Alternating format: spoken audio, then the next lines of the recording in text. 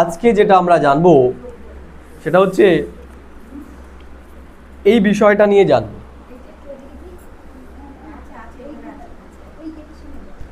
আমরা তো বললাম যে ঈশ্বর সে নিরাকার জ্যোতির্বিন্দু পরমাত্মা, আত্মার মতো পিতা সে, এবং সে বললাম সে আমাদের মতো জন্ম মৃত্যুতে আসে না, সে থাকে হচ্ছে পরমধাম।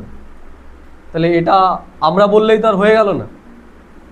তাহলে আমাদের দেখতে হবে যে সবাই আমরা তাকে সেই রূপে মানি কিনা, ঈশ্বরকে আমরা নিরাকার রূপে মানি কিনা, তাকে আমরা পরমধাম নিবাসী মানি কিনা, তাকে আমরা সবার পিতা রূপে মানি কিনা, সেগুলো আমাদের দেখতে হবে। এই দুনিয়াতে প্রায় বর্তমানে 800 কোটি লোক, তাই তো? তাহলে 800 কোটি লোকই প্রত্যেকেই, কিছু লোক বাদ দিয়ে প্রত্যেকটা লোকই কোনো না কোনো ধর্মের অনুগামী, তাই তো?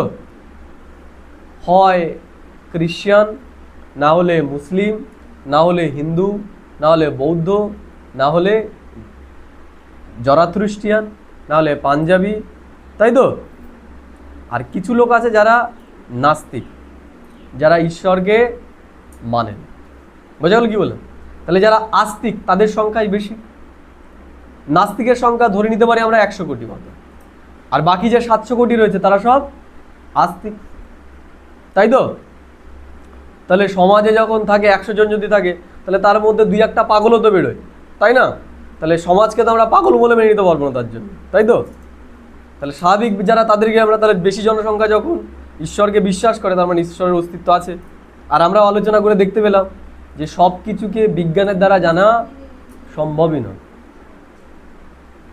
তাই নাস্তিক মানে কি? তারা সেই জায়গাটাকে পৌঁছতে পারেনি, তারা ভৌতিকতার আধারে সমস্ত কিছুকে বিচার করছে। যেমন আমি যেই জিনিসটা খাইনি, যেই জিনিসটা দেখিনি, যেই জিনিসটা অনুভব করিনি, আমি তো সেটার অস্তিত্বকে বিশ্বাস করব না। যদি অনুভব করে থাকি তাহলে আমি সেটার অস্তিত্ব বিশ্বাস করি। বোঝা গেল কি বললাম? তাহলে আমরা জানবো এই যে 700 কোটি লোক, এরা কাকে ঈশ্বর রূপে মানছে। তাহলে যদি আমরা দেখি এই দুনিয়াতে সব থেকে জনসংখ্যা বেশি কোন ধর্মের লোকের? কোন ধর্মের? খ্রিস্টান ধর্ম। তারপরে মুসলিম, তারপরে হিন্দু, তারপরে বৌদ্ধ, তারপরে শিখ, এইভাবে। তাহলে এই যে যারা, সব ধর্ম সম্পর্কে তো জানা সম্ভব না, কারণ অসংখ্য ধর্মমত রয়েছে, সবার সম্পর্কে আমাদের জানা সম্ভব না। আমরা মেন এই যে 4-5টা ধর্ম আছে, এরা কাকে ঈশ্বর রূপে মানে এবং কি রূপে মানে, আমরা সেটা সম্পর্কে আজকে জানব। সবার প্রথমে আমরা জানব যারা খ্রিস্টান ধর্মের, তারা কাকে ঈশ্বর রূপে মানে। তারা তো গডকে মানে। তাহলে সেই গড কে? কে গড? যীশু খ্রিস্ট, তাই তো নাকি? যীশু খ্রিস্ট নিজেকে কখনো ভগবান বলেছেন? কি বলেছেন? ঈশ্বরের দূত বলেছেন। আর বলেছেন I am the son of god, আমি ঈশ্বরের পুত্র, আমি সেই পবিত্র পিতার পুত্র, তাই না? এই জন্য ওরা প্রার্থনাতে এরকম পিতা পুত্র এরকম কোনো একটা বোধহয় বন্দনা ওরা করে। যাই হোক, ঈশ্বরের দূত বলেছেন, ঈশ্বরের পুত্র বলেছেন, ঈশ্বর বলেছেন? বলেন। যখন তাকে ক্রুশবিদ্ধ করা হয় তখন কি বলেছেন? হে ঈশ্বর, তুমি এদেরকে ক্ষমা করো।